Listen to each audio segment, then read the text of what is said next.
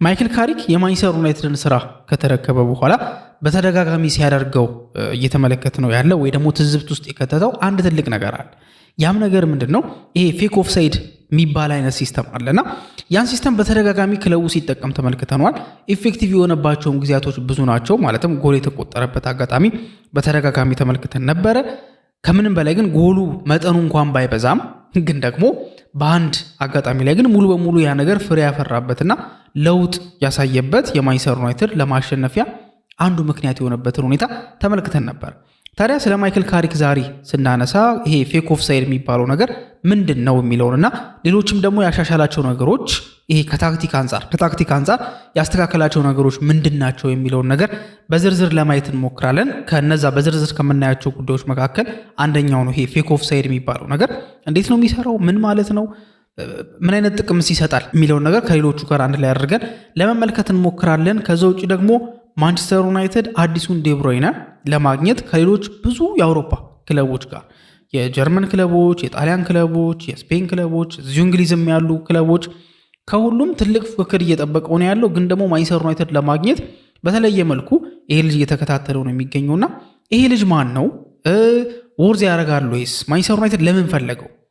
ማለት መፈለጉስ ጥሩ ነው ወይስ ደግሞ መጥፎ ነው? ኦብቪየስሊ ፕሪሚየር ሊግ ፕሩቨን ስላልሆነ ያ ጥያቄ ይነሳልና ከምን አንጻር ነው የሚለውን ነገር ለመመልከት እንሞክራለን። የልጁ ጥንካሬ ከፕሪሚየር ሊግ ጋር ይሆናል ወይስ ደግሞ አይሆንም የሚሉትንም ነገሮች እንደዚሁ ለማየት ለመመልከት እንሞክራለን። ከዛ ውጭ ደግሞ ማንቸስተር ዩናይትድ ከሮጀርስ ጋር ማለትም ከአስቶን ቪላው ተጫዋች እንግሊዛዊ ተጫዋች ከሮጀርስ ጋር ስሙ በተደጋጋሚ እየተያያዘ ነውና ማንቸስተር ዩናይትድ ይሄ ልጅ መፈለጉ ትክክል ነው ማለት ለምን ፈለገው? አስፈላጊ የሆነ ዝውውር ነው ወይስ የሚለውን ነገር ከተለያዩ ነገሮች አንጻር ለመመልከት እንሞክራለን። ከእናንተ የሚጠበቀው እስከዚህ ፕሮግራም መጨረሻ ድረስ አብራችሁን መሆን ነው። እንደዚሁም ደግሞ አብራችሁን ስትሆኑ ለዚህ ቻናል አዲስ ከሆናችሁ ሰብስክራይብ ማድረግ እንዳይረሳ። ሰብስክራይብ አድርጋችሁ ደግሞ ኦልሬዲ ቤተሰብ ከሆናችሁ ደግሞ ሼር እያደረጋችሁ ብዙ ቦታ እንድንደርስ ማድረግ ትችላላችሁ። እንደዚሁም ደግሞ ኮሜንት እያስቀመጣችሁ ሀሳባችሁንም ማሳወቅ ትችላላችሁ። በአጠቃላይ ግን አብራችሁን ቆዩና አሪፍ ጊዜ እናሳልፋለን የሚል ተስፋለን። በድጋሚ ጋብዘናችኋል። የመጀመሪያው መወያያ ፖይንታችን የሚሆነው ምንድን ነው? ማይክል ካሪክ ወደ ማንቸስተር ዩናይትድ ቤት ከመጣ በኋላ ያሻሻላቸው ነገሮች፣ ያው የተለያዩ ነገሮችን ሲያሻሽል ተመልክተናል እና ብዙም እየተወራ የማይገኘው ግን አንድ ያሻሻሉ ትልቅ ታክቲካል ጉዳይ አለ። ያ ነገር በማንቸስተር ዩናይትድ ቤት በኩል እንደ አዲስ ነገር ነው። በተለይ ደግሞ አንዳንድ ክለቦች ላይ ደግሞ ስፔሲፊካሊ በደንብ አድርጎ የሚሰራ አይነት ሲስተም ነው ይሄ ፌክ ኦፍሳይድ ያልኳችሁ ነገር። ፌክ ኦፍሳይድ ብቻ ግን አይደለም፣ ሌሎችም ነገሮች ይካተታሉ። ማለትም ለምሳሌ በተጫዋቾቹ ነው የሚገለጠው። አሁን ለምሳሌ አሁን ከመጠቅስላችሁ ወይ ደግሞ ከመዘረዘረላችሁ መካከል ፌክ ኦፍሳይድ የሚባለው አለ። ከዛ ውጭ ደግሞ ተጫዋቾችን ኤክሴል እንዲያደርጉ ያደረገበት የራሱ የሆነ ታክቲካል ባክግራውንድ አለው እና ያ ነገር ምንድን ነው የሚለውን ነገር ነው የምንመለከተው። ወደ መጀመሪያው በምንሄድበት ሰዓት ላይ ፌክ ኦፍሳይድ ማለት ምንድን ነው? እንዴት ነው? ለምሳሌ አንድ ተጫዋች በተለይ የማጥቃት ክፍል ላይ የሚጫወት ተጫዋች ኦፍሳይድ እንደሚገባ አድርጎ ያስመስላል። ማስመሰሉ ለምን አስፈለገ? ማለት ለምንድን ነው የሚያስመስለው? ማለት ኦፍሳይድ ውስጥ የሚገቡ ተጫዋቾች ሁሉ አውቀው ነው ማለት ነው የሚል ጥያቄ ይነሳል። ግን ኦፍሳይድ ውስጥ የሚገቡ ተጫዋቾች ብዙ ጊዜ ሳያውቁት እንደሆነ ግልጽ ነው። ምክንያቱም እዛ ጋር የተከላካዮቹን ሁኔታ መጠበቅ፣ ከዛ በኋላ ኳሱ የት ይመጣል አይመጣም ማለት፣ በረኛውን ማየት፣ ስራው ብዙ ስለሆነ ለአንድ አጥቂ ኦፍሳይድ ውስጥ አለመግባት ይከብደዋል። ግን አንዳንድ ተጫዋቾች ደግሞ ይሄን ኦፍሳይድ ሲስተም በደንብ አድርገው የበሉትና ሁልጊዜም ቢሆን አይምሯቸውን ከዛ ነገር ጋር ያለማመሩ ተጫዋቾችም ግን አሉ። ለምሳሌ የማንቸስተር ሲቲው 9 ቁጥር አጥቂ ኤርሊንግ ብራውት ሃላንድ ለምሳሌ በጣም ትንሽ ኦፍሳይድ ውስጥ ነው የሚገባው። ትንንሽ አጋጣሚዎች ላይ ነው ኦፍሳይድ ውስጥ የሚገባው እንጂ ብዙ ጊዜ ራሱን ከኦፍሳይድ ነፃ አድርጎ የሚንቀሳቀስ ተጫዋች ነው። ይሄ ማለት እንዴት ነው? በጣም ኮንሺየስሊ ነው የሚንቀሳቀሰው ማለትም የሚሄድበት ማለት ልክ ኳስ ለሱ ክሮስ በሚደረግበት ሰዓት ላይ ስሩ ቦል በሚሰጠው ሰዓት ላይ ምናምን እያንዳንዷን መንገድ በደንብ አድርጎ ነው የሚያጤነው። ኦፍሳይድን በደንብ አድርጎ ማስተር አድርጓል ማለት እንችላለን። አንዳንድ ተጫዋቾች ደግሞ ልክ ለምሳሌ እንደነ ዳርዊን ኑኔዝ አይነት ተጫዋቾች ደግሞ በጣም ብዙ ኦፍሳይድ ውስጥ የሚገቡ ተጫዋቾች ናቸው። አሁን ታዲያ ይሄ ፌክ ኦፍሳይድ የሚባለው ነገር ምንድነው የሚለውን ስንመለከት ሆን ተብሎ እሱ ተጫዋች ብቻውን አይደለም የሚሰራው፣ ሌሎችም ተጫዋቾች አብረውት ሆነው ያንን እሱ የሚያደርገው ይሄ ፌክ የሆነ ራን ያደርጋል ወደ ኦፍሳይድ ትራፕ ውስጥ ማለት ነው። ይሄ ነገር ደግሞ ስፔሲፊካሊ ቅድም ይሰራል የሆነ አይነት ሰርቴን ታይፕ ኦፍ አጨዋወት ላይ ደግሞ በደንብ ይሰራል ብያችሁ ነበር አይደል?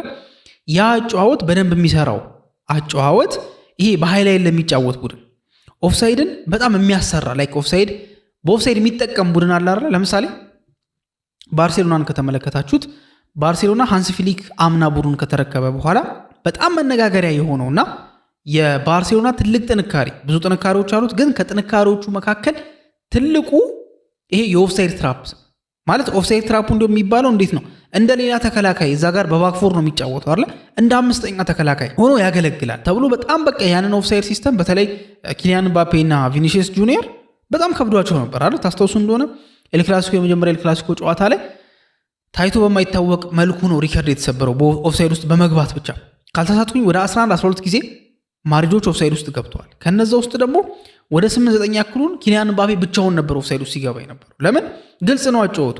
ፈጣን ተጫዋች ነው ምባፔ፣ ፈጥኖ የሚደርስ አይነት ተጫዋች ነው። ሶ ወደፊት በሚስፈነጠርበት ሰዓት ላይ ኦፍሳይድ ውስጥ የመግባት ቻንሱ ደግሞ ትልቅ ነው። ለምን እዛ ጋር ያሉት ተከላካዮች በተለይ ኒጎ ማርቲኔዝ በነበረበት ሰዓት ላይ በደንብ ትሬን ያደረጉ ናቸው። በደንብ ትሬን ያደረጉ ስለሆኑ ምን እንዴት አድርገው ኦፍሳይድ ማሰራት እንደሚችሉ ያውቃሉ። የተጫዋችን ሙቭመንት ዲቴክት ያደርጋሉ። እንዴት ነው የሚንቀሳቀሰው፣ ወዴት ነው የሚንቀሳቀሰው የሚለውን ነገር እያንዳንዷን ነገር በደንብ አናላይዝ አድርገው ስለሆነ የሚንቀሳቀሱት ኦፍሳይድ ማሰራት አይከብዳቸው። ታዲያ ዘንድሮ ደግሞ በጣም ከተበላባቸው ሙዶች መካከል አንደኛው ደግሞ የሃንስ ፍሊኩ የኦፍሳይድ ትራፕ ነው። እንዲሁም አሁን ተሻሻለ እንጂ በተወሰነ መልኩ በተለይ ጄራርድ ማርቲን የግራ መሀል ተከላካይ ከሆነ በኋላ ነው እንጂ ከዛ በፊት በቀላሉ ነበረ ትራፑ ሲጣስ የነበረው። ታዲያ እንዴት ነው ሲጥሱት የነበረው የሚለውን ነገር ከተመለከታችሁ የሆነ ተጫዋች 9 ቁጥሩ ተጫዋች አውቆ ወደፊት ይሮጣል ማለት ወደ ኦፍሳይድ ውስጥ ማለት ነው። ያኔ ሲሮጥ እዛ ጋር ያሉት ተከላካዮች በቃ እሱን አሰርተነዋል ብለው ኦፍሳይድ ውስጥ ገብቷል በቃ ብለው ከዛ ምን ያደርጋሉ ራሳቸውን የሆነ ወደዛ ላለመሄድ ያደርጉታል። ኳሱ ሲለቀቅም ኦልሬዲ ለሱ ታስቦ ነው የተለቀቀው ብለው ስለሚያስቡ ኦልሬዲ አይደርስበትም ብለው ሲዘናጉ ከመሃላቸው አንድ ፈጣን የክንፍ ተጫዋች ይመረጥና እየሮጠ ተስፈንጥሮ ወደዛ ይሄዳል ማለት ነው። በተደጋጋሚ እንደዚህ አይነት ቻንሶች ክሬት ተደርጓል። ራዮ ቫይካኖ መሰለኝ ሃትሪክ የሰራው አንድ ተጫዋች እና ተመሳሳይ ጎሎች ነበር ሲቆጠሩ የነበሩ። ታዲያ ይሄንን ነገር ማይክል ካሪክ ሲጠቀመው አይተናል። በተለይ ብሪያን ምቡሞ፣ ቤንጃሚን ሼሽኮ በተለይ ግን ብሪያን ምቡሞ ይሄን ፌክ ኦፍሳይድ ፌክ የሆነ ሩጫ ይሮጣል፣ ወደ ውስጥ አውቆ ይሮጣል። ከዛ በኋላ አንደኛ ዲስኦርጋናይዝድ ይሆናሉ። ለምን እሱ የሆነ ቦታ ላይ ከቆመና ስቲል ኦፍሳይድ ካልሆነ እነሱ መጠጋት አለባቸው። አለበለዚያ ተጫዋች እየገፋ ከሄደ አንድ አፍታሱ ወደ ውስጥ ገባ ብሎ ሊሮጥባቸው ይችላል። ምክንያቱም ሪስክ ነው አይደል? ኦፍሳይድ ውስጥ ሆኖ እኮ ኦፍሳይድ ውስጥ እንዳትንቀሳቀስ የሚል አይደለም። ኳስ እስካልነካ ድረስ መመለስ ይችላል። ግን እንደዛ አይነት ነገር አድርጎ ልክ አንድ ኦፍሳይድ ውስጥ ገብቶ እነሱ ኦፍሳይድ ውስጥ ገብቷል ብለው ከተዘናጉና እዛው ከቀሩ አንድ አፍታ ወደ እነሱ ትንሽ ጠጋ ብሎ መልሶ መሮጥ የሚችልበት አጋጣሚ ስለሚኖር ይሄን ነገር ደግሞ አይፈልጉትም። ስለዚህ ዲስኦርጋናይዝድ ይሆናሉ ማለት ነው። ዲስኦርጋናይዝድ በሚሆኑበት ሰዓት ላይ ደግሞ ያ ኦፍሳይድ ትራፕ ተበጠሰ ማለት ነው። ቀጥ ያለ መስመራቸውን ያጣሉ። ታዲያ በዚህ ሰዓት ላይ ሌላ ተጫዋች ቀደም እንዳልኳችሁ ከውስጥ ይኖራል ይሮጣል ማለት ነው። አሁን ይህንን በጣም ፕራይም የሆነ ኤግዛምፕል የሚሰጠን የትኛው ጨዋታ መሰላችሁ? ከአስቶን ቪላ ጋር የነበረው ማቲያስ ኩኒያ ያስቆጠራት ጎል። ምናልባት ማቲያስ ኩኒያ ያስቆጠራትን ጎል የምታስታውሱ ከሆነ ብሩኖ ነበር አይደል በአንድ ተች ለኩኒያ የሰጠው። ለኩኒያ ከመስጠቱ በፊት ግን ብሪያን ምቡሞ ሲሮጥ ነበር ወደ ውስጥ። ባይዘው ከጨዋታ ሙሉ በሙሉ ውጪ ሆኖ አይደለም፣ አጋጣሚውን ካገኘና ከተሰጠው እኮ እሱም ሊጠቀም ነው። ግን ደግሞ ዋና ፖይንቱ ግን ኳሱ እንዲያገኝ ወይ ደግሞ እንዲሰጠው ሳይሆን እዛ ጋር ያለውን ነገር ለመረበሽ ነው። ከዛ ልክ ብሪያን ምቡሞ ከመሮጡ በፊትና ብሪያን ምቡሞ ከሮጠ በኋላ ያለውን ልዩነት ብትመለከቱ በአስቶን ቪላ ተከላካዮች ጋር በጣም አይገናኝም ነበር። ያን ክፍተት ማን ተጠቀመ? ማቲያስ ኩኒያ። ሶ ይሄኛው በተለይ ደግሞ አስቶን ቪላ ደግሞ በዚህ ልክ የሰራው እንዳልኳችሁ በሃይ ፕረስ ለሚጫወት ቡድንና ሃይላይን ለሚጠቀም ኦፍሳይድን እንደ ትልቅ ቱል ለሚጠቀም ቡድን ላይ ይሄ ነገር በጣም ነው የሚሰራው።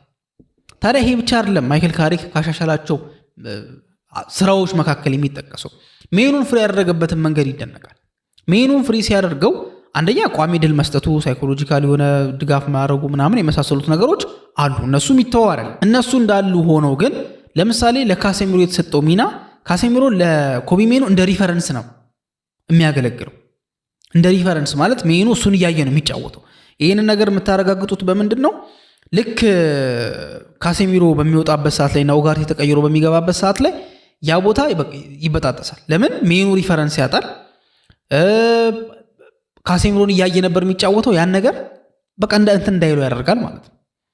ሶ ካሴሚሮን የመከላከል ኃላፊነቱን ሰጥቶት ሜኑ እንዳይከላከል ያደርገዋል ማለት አይደል። ግን ደግሞ በዋናነት ግን ወደፊት ፕሮግረስ የሚያደርግበት እድል ሰጥቶት ከዛ በኋላ ካሴሚሮን የሚከላከለው ግን እንደ አስፈላጊነቱ ሜኑም እየመጣ እንዲከላከል ኃላፊነት የተሰጠበት መንገድ አለና ይሄኛውም እንዲሻሻል ከተደረገበት መንገዶች መካከል አንደኛው ይሄ ነው። ከዛ ውጪ ለሾ የተሰጠው ሚና እንደዚሁም ብሩኖ ፈርናንዴዝን ይሄ ከኋላ በጣም ዲፕ ከመግባት ገብቶ ኳስን ከማደራጀት ከመቀበል ከመጫወት አውጥቶ በቃ ወደፊት ለፊት ሞር ወደ አድቫንስድ የሆኑ ወይ ደግሞ ፎርዋርድ የሆኑ ሩጫዎችን ፎርዋርድ የሆኑ ቦሎችን በተደጋጋሚ እንዲጠቀም ያደረገበትን መንገድ ማይክል ካሪክ የማንቸስተር ዩናይትድ ተጫዋቾችን ከነ ሲስተሙ ያሻሻለበት አንደኛው መንገድ ተብሎ ይጠቀሳል ማለት ነው። ሌላኛው ርዕሳችን ስንሄድ ደግሞ ማንቸስተር ዩናይትድ አዲሱን ዴብሮይነ ሊያገኝ ከፍተኛ ጥረት ላይ እንደሆነ መረጃዎች ወጥተዋል። ይሄ ልጅ ደቻዊ ነው ማለትም ኔዘርላንዳዊ ተጫዋች ነው። ኤዚ አልክማር ነው የሚጫወተው፣ መሀል ላይ የሚጫወት ተጫዋች ነው። ኪስ ስሚት ይባላል። 20 ዓመቱ ነው። ዋጋውም ከ45 እስከ 50 ሚሊዮን ዩሮ ድረስ የሚገመት ተጫዋች ነው።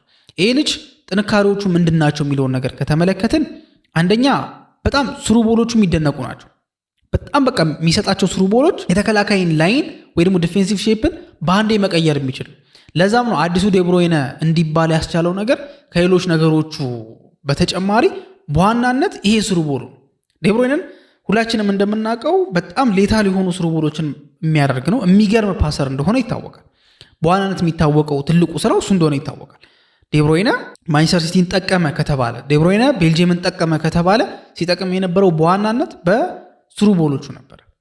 ይሄ በጣም አድቫንስድ የሆነና አደገኛ የሆነ ስሩ ቦል ስላለው ይሄም ልጅ ልክ እንደ ዴብሮይነ ሁሉ አቅም አለው። ከዴብሮይነ ጋር የሚያመሳስል ነገር አለው ተብሏል። ከዛ ውጭ ደግሞ እርጋታውና ፊዚካል ባትሉ ወይ ደግሞ መሀል ላይ በሚጫወትበት ሰዓት ላይ ወደፊት ነው ወደ ማጥቃቱ ወደ 8 ቁጥር ቦታ ላይ ነው ሞር የሚጫወተው 8 ወይ ደግሞ 10 አካባቢ ምናምን ማለት ነው። እና ይሄ ልጅ እርጋታውና ፊዚካል ባትልን አለመሸሹ ወይ ደግሞ ፊዚካል ባትሎችን መውደዱ ሌላኛው የሱ ጥንካሬ ነው፣ ከሹቶቹና ከአሲስቶቹ በተጨማሪ ማለት ነው።